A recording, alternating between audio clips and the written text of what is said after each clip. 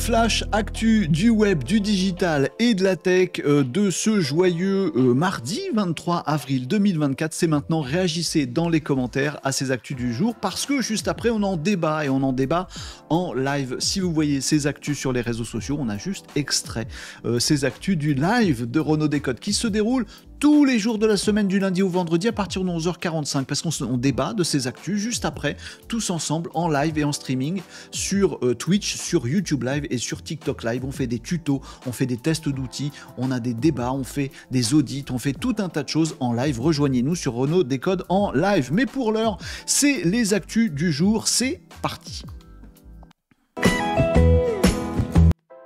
Une info qui buzz et qui concerne Discord, le joyeux Discord. Si vous ne connaissez pas Discord, je ne peux que vous enjoindre à aller découvrir cet outil magique. Voilà, un forum, des salons extrêmement paramétrables. On peut se retrouver pour n'importe quel sujet, dans n'importe quel domaine. On peut être un ado qui retrouve ses copains de classe et ses profs sur Discord pour bien travailler à l'école. On peut être des passionnés qui se retrouvent sur Discord. On peut être des copains qui se retrouvent. On peut faire plein de choses sur Discord. C'est génial. Salon, messagerie, forum, c'est absolument top et c'est tout à fait scrappé et piraté par des gens malveillants. Ah bah voilà, là c'est l'ascenseur émotionnel. Oui, un petit peu. Puisque ça commence à faire un petit peu de bruit, il y a un site qui s'appelle spy.pet, spy.pet, je ne sais pas pourquoi je vous le dis parce que je ne vous incite pas à y aller, qui s'amuse à scraper, c'est pas un amusement, c'est un business qui scrape toutes les données de Discord. Je vous ai dit il y a quelques secondes qu'il y avait des ados aussi sur Discord, il y avait des discussions privées aussi sur Discord. Et bien Spy.pet scrape tout ça et revend les données. Beaucoup de données aspirées et revendues par Spy.pet. Attention à Discord, à ce que vous pouvez y dire, parce qu'il y a des outils qui permettent de s'y connecter, de récupérer des données et de les revendre. Oh, vous inquiétez pas, si inquiétez-vous, la CNIL s'est emparée du sujet. La CNIL que j'aime tant, c'est faux. Elle a décidé quoi ? Et ben de mettre une amende à Discord. Comme ça, Discord a moins d'argent, moins de pognon pour réguler le truc et se sécuriser. Est-ce que la CNIL est allée taper sur Spy.pet qui ne respecte pas la RGPD, qui récupère des données qui sont pas les siennes et qui les revend en faisant un commerce ? Non, la CNIL, elle préfère taper sur les victimes. Bon, après, dites-vous un truc, c'est que vos données, elles sont pas beaucoup plus sûres sur Facebook, sur Instagram, sur Threads, puisque Meta utilise et exploite vos données, voire les revend, faisant de la publicité ciblée, que Google fait pareil sur YouTube et sur les autres, enfin bref, que tous les réseaux font ça, jusqu'à LinkedIn qui en fait commerce directement, puisque on va vendre vos fichiers et vos coordonnées à d'autres pros qui ont envie de vous contacter. Bref, c'est le lot de tout le monde. Mais ça m'a amusé de voir que Discord était victime du truc, que la CNIL, en réponse, s'acharnait sur la victime plutôt que le coupable. Bon, c'est chouette, j'aime la CNIL. Un move que je trouve très intéressant autour de ChatGPT et qui devrait donner des idées à la France, à l'Europe, à nos petits pays qui sont parfois si râleurs, si critiques dans un sens ou dans un autre, mais jamais globalement sur les IA, sur ce qu'on peut en faire. Oh oui, mais c'est des données américaines. Oh oui, mais c'est quand même un truc écrit très en américain. Oui, mais enfin, on l'utilise quand même à bloc parce qu'on adore ça, nous les Français. Oui, mais en même temps, attention, ça peut être un danger pour nos entreprises. Le Japon a trouvé la solution. Ben oui, le pays du soleil levant nous indique la voie à suivre puisque le Japon a fait un deal très carré, très clair, simple, efficace avec OpenAI, la boîte qui édite ChatGPT. Et le Japon a dit un truc, écoutez, nous, au Japon, on a de la robotique, on a des administrations à faire évoluer, on a plein de gens qui bossent dans la R&D, on est à fond sur la technologie, on est surpuissant et on veut une IA super balèze et on a envie de bosser avec vous, ChatGPT.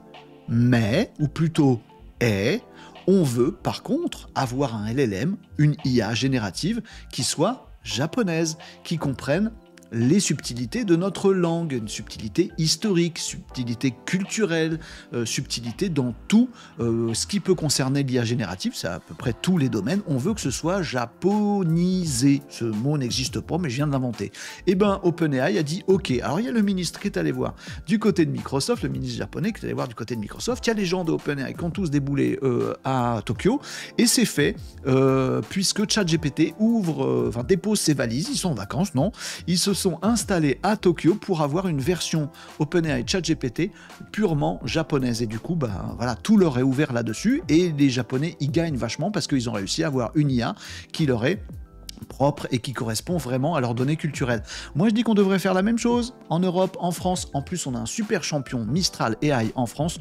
On aurait tort de pas en profiter pour être plus intelligent là-dessus. Ne pas râler en se disant on n'en veut pas, mais on le prend quand même. Non, de dire on le prend, on en veut, mais à telles conditions. Ils sont malins, ces Japonais, ils sont malins. Ils sont malins. L'écologie, c'est important, l'écologie. Les économies d'énergie, c'est important. La responsabilité, oui, pour la planète, c'est bien. Tout ça, c'est très important. Mais que font les gros ? Que font les géants? Que font tous ceux qui brassent des tas de pognon qui nous sortent de nos poches sur l'écologie? Rien? Si, Disney, par exemple, montre le parc Disney, Disneyland Paris, en France. Si vous le visitez prochainement, vous allez vous rendre compte d'un truc, c'est quand vous garez votre voiture sur l'immense parking de Disneyland Paris, vous n'allez pas prendre le soleil direct, vous n'allez pas vous retrouver sous le cagnard de l'énorme parking si vous l'avez déjà vécu, vous aurez des jolis parasols. Non, c'est pas des parasols, ce sont des panneaux photovoltaïques, mais par centaines, par milliers, une ombrière totale qui couvre l'ensemble du parking voiture de Disneyland Paris, des panneaux solaires à perte de vue sur ce fameux parking, capable d'alimenter en énergie une ville de 17 000 habitants. Ah il y en a 2-3 des panneaux. Hein. Ah oui, il y en a 2-3. Donc ils sont très avant-gardistes, sachez-le, Disneyland Paris. Alors souvent on critique la culture américaine, le fait que c'est pas respectueux de l'environnement et de tout ça. Et à Disneyland Paris, ils ont décidé de faire le chemin inverse, avec notamment cette gigantesque ombrière qui va permettre de faire des économies d'énergie, des économies de carbone absolument dingues. Sachez-le aussi, le parc Disneyland Paris, ils ont fait de la géothermie, l'ensemble des hôtels du parc, etc. Ils sont alimentés aussi par de la géothermie, donc chauffage et comment on dit, frais, l'inverse de chaud, froid, voilà. Et puis tout un tas de choses qui sont en train de mettre en place là-dessus. Je ne peux que saluer. Voilà, c'est une actu tech. C'est, oui, une grosse boîte américaine qui fait plein de sous. Ça les empêche pas d'être pionniers et du coup d'être mis en avant par nous qui reconnaissons les efforts qu'ils peuvent faire. C'est bien. Si tout le monde pouvait s'y mettre sur la planète, ça ferait peut-être une différence. Moi, je dis ça, je dis rien. Bon. Voilà pour les actus du jour. On va réagir à ces actus du jour, on va réfléchir, on va débattre, on va discuter maintenant en live sur Renaud Décode. Vous nous rejoignez sur Twitch, c'est la fin de cette pastille d'actualité du jour, mais nous on poursuit les débats, on poursuit les tutos, on poursuit les questions, on poursuit tout ça en live, donc vous pouvez nous rejoindre, c'est sur Twitch, sur YouTube Live et sur TikTok Live, tous les midis de la semaine à partir de 11h45 pour participer à tous ces échanges entre Malinos sur le web, le digital, la tech, l'entrepreneuriat. N'hésitez pas à nous retrouver en live, notamment sur Twitch.